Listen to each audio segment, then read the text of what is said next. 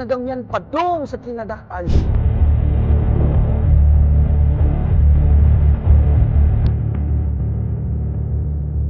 25 ra ang atong natsambahan.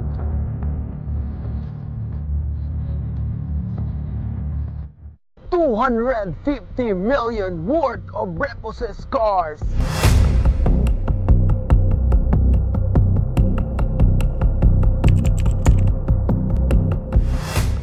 Kung nangita mong sakyanan, ari mo dagan.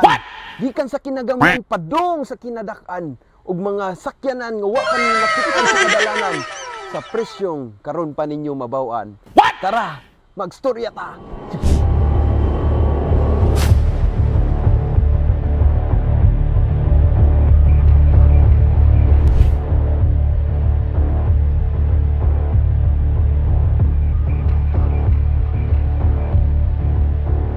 Ka unit Luzon, Visayas, Mindanao, pero 25 ra ang atong natsambahan. So naatay pito diri sa akong kiliran, so mao ni ang akong ipakita ninyo para inyong masayran.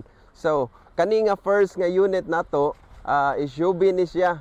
So mao kini ang Toyota Fortuner 2019 4x2, 60,000 ang iyang mileage.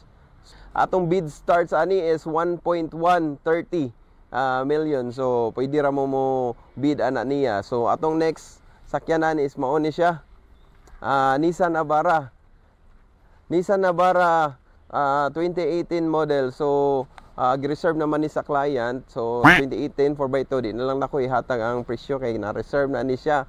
So proceed ta ani nga unit. Muni Toyota Veloz V 2023 model. So 12,000 ang iyang mileage. Then ang brand new ani almost I think mga 1.2 pa, pero ang atong bid ani diri na ara ni sa mga 920. Pwede ra mo bid ani niya nga unit ta. Guwapo pag yug kay ni siya. So automatic, then 7-seaters ni siya. So proceed ta sa atong sunod nga unit, Mitsubishi Mirage G4 2017 manual ni siya, transmission, 50,000 ang mileage niya. So guwapo pa kayo, manual transmission. Ang ligid baga pa kayo. Ang presyo nato ani bid, starting bid is 255,000 pesos. Natay automatic diri na espresso, almost 2024 model, acquired ni siya 2023 model. Automatic transmission. Atong bid starts ani is nasa mga 470. So Nissan Almera 2017 manual transmission, 30,000 mileage masiguro ni or 40, di ko sure, pero naraan na. So fresh pa kay ni nga unit. So awang sud, gwapo pa kay sud, baga pa kay ligid.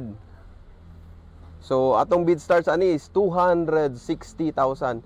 So mao ni atong napatay usa ka unit didto. Ang mo kumpleto sa atong ikapito naa didto sa Tumoy.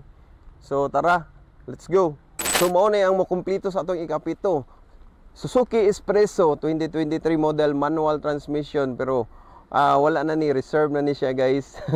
Mo ako rin nagipakita ninyo para maibog mo. So kung ganahan mo bid, napatay daghan diri nga mga unit. Pero di na ako matagsa-tagsa kay tungod sa kainit sa diri sa yarda. So ako lang i-kuan ninyo, i-message lang ko ninyo if ever ganahan mo ani, mangayo mo sa price list, pwede ra gyud ko ninyo tawagan, i-message lang ko ninyo. So magstorya ta.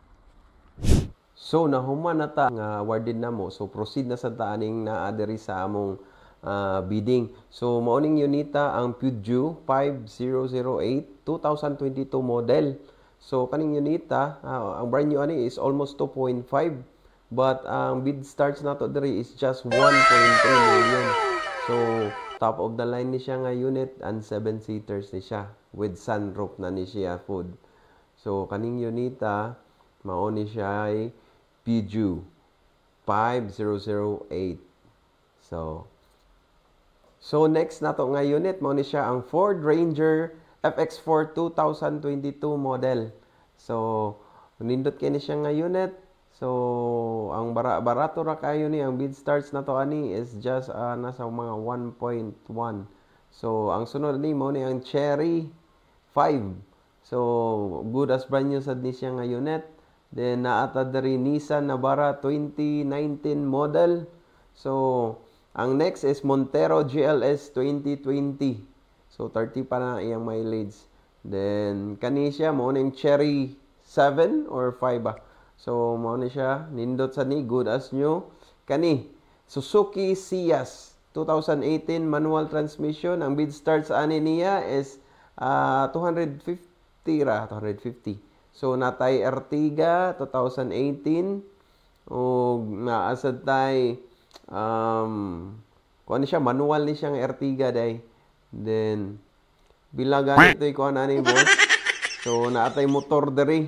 Available pa ni siya nga motor, amurag di na ni siya available, mag-sold na ni siya. So kani Vios 2022 model. Then lovely pa kay ni nga unit. Wala lang ko'y presyo ani. So kaning sunod Kia Stonic 2023, 1,000 mileage. Ang bid start ani is 603. So, napatay lain na sa diri. MG5 2023. Wala ko kabalo sa presyo ani. Nasa time Montero. Montero 2022 manual. Samot na ni. O kaning last na to. Naatay Kia Stone, Suluto 2022. Wa po ko kabalo ani. Subay, if ever ganahan mo sa unit by you, pwede ra ko ninyo i-message or i-email ko ninyo through my email. It's cebuultimatecars@gmail.com and my Facebook page is Cebu Ultimate Cars. Then dali ra gyud kay ta kasabot. Then pwede ra ko ninyo tawagan ritso. Pwede mo magpa-bid sa unit. Ingna lang kung say ganahan ninyo nga bid kay maurasan na ato i-input. Then for more info, pwede ta mo ship Luzon, Visayas, Mindanao.